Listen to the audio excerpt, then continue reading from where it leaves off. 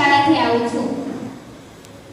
આઝાદી પછીના 50 વર્ષ દરમિયાન ભારતની વસ્તી 36 કરોડ કે 102 કરોડ સુધી થઈ ગઈ છે। આના લીધેથી ભારતમાં અનેક નુકસાનો સર્જાયા છે, જંગલોનો વિનાશ કર્યો છે અને સિમેન્ટ અને કોકટીના જંગલ ઊભા કર્યા છે, જેથી માનવ જીવન ભયમાં મુકાઈ ગયું છે। હવા, પાણી અને પ્રદૂષણના અવાજ વધ્યા છે।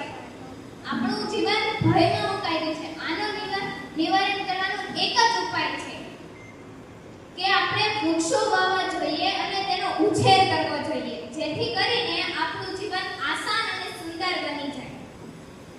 વૃક્ષો વાવો અને જીવન બચાવો। વૃક્ષો આપણને કેટલી રીતે ઉપયોગી થાય છે। વૃક્ષો આપણને તેના લીલા પાંદડે આપણને ઓક્સિજન પ્રાણવાયુ આપે છે, તે વાદળોને ઠંડા કરીને વરસાદ આપે છે, તે આપણને શીતળ પવન આપે છે અને તેના છાંયડામાં પશુઓ, માણસો અને વટમાર્ગે જાતા માણસો તેના છાંયડામાં શીતળ છાંયડામાં બેસી શકે છે તથા બાળકો પણ તેના છાંયડામાં રમી શકે છે। અને વૃક્ષોના રંગબેરંગી ફૂલો અને જાતજાતના ફળો પણ આપણને વૃક્ષો આપે છે। વૃક્ષો આપણને ભણવામાં પણ કેટલી રીતે ઉપયોગી થાય છે। વૃક્ષો આપણને ચોપડા આપે છે, પેન્સિલ આપે છે, ગુંદર આપે છે, જેથી આપણું ભણતર પણ આસાન બની જાય છે। પહેલા તો આપણી પાસે પુસ્તક ન હતા, પહેલા તો આપણી પાસે પુસ્તક હતા પણ ઓછા પ્રમાણમાં હતા। આપણી પાસે પહેલા તો નાની એવી સ્લેટ અને કાંકરો આપણને ઘરેથી આપી દેતા, તેમાં જ આપણે ભણવાનું હતું। અત્યારે તો કેવું સરસ ભણતર થઈ ગયું છે। એ શેના કારણે? તો વૃક્ષોના કારણે। વૃક્ષો જ આપણને ચોપડા આપે છે। આપણે વધુમાં વધુ વૃક્ષો વાવવા જોઈએ, જેથી આપણું જીવન આસાન અને સુંદર બની જાય।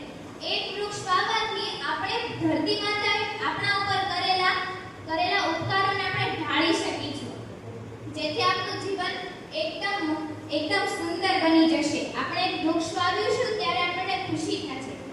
કેટલાક વર્ષો પહેલા ભારતમાં ગાઢ જંગલો હતા, પરંતુ વસ્તી વધતા જ જતા વૃક્ષો કપાતા ગયા। આ જંગલોમાં અનેક પશુઓ વસતા હતા। પશુઓ જંગલનું રક્ષણ કરતા અને જંગલ પશુઓનું રક્ષણ કરતા। આમ જીવન સુંદર અને આસાન હતું। અને વૃક્ષો અને પર્યાવરણ આપણા માટે આશીર્વાદ રૂપે છે, જેને આપણે કુદરતી રીતે મળેલી મૂલ્યવાન ભેટ છે, જે આપણે ગુમાવી ના જોઈએ। અને 5મી જૂનના દિવસે વિશ્વભરમાં વિશ્વ પર્યાવરણ દિવસ ઉજવવામાં આવે છે, જેમાં આપણને પર્યાવરણ બચાવવાના અનેક સૂત્રો આપવામાં આવે છે। પર્યાવરણ બચાવવા માટે અનેક